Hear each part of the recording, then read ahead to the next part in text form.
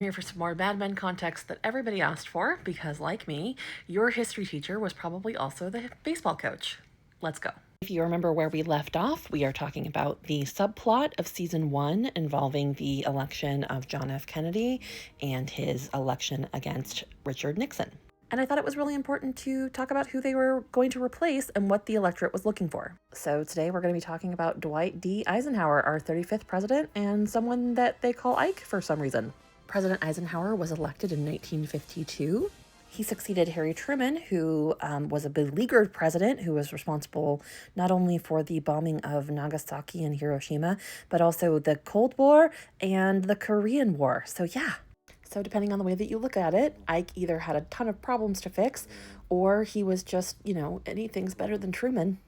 Ike was encouraged to run by both the Republican Party, to which he belonged, and the Democratic Party due to his overall appeal to all Americans. And despite his not wanting to be president in post-war America in 1952, if the president was a product, there was no better product than Dwight Eisenhower for America.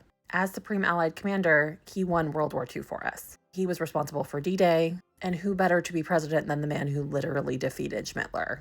And the key to his success, both parties wanting him, was because the country was pretty exhausted from crisis politics. The country had just lived through the Great Depression, World War II, the beginning of the Cold War, the Korean War. There was a lot going on, and Ike's ability to be the, quote, adult in the room was what appealed, despite his, somewhat questionable choice in vice president. And the country did very well under his leadership.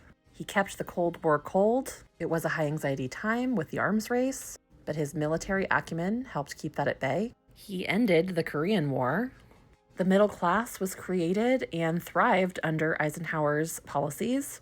The country was financially stable and relatively happy. Definitely not here to pretend like everything was rosy and happy under Eisenhower. People of color were definitely treated differently. We will definitely be touching base on that later.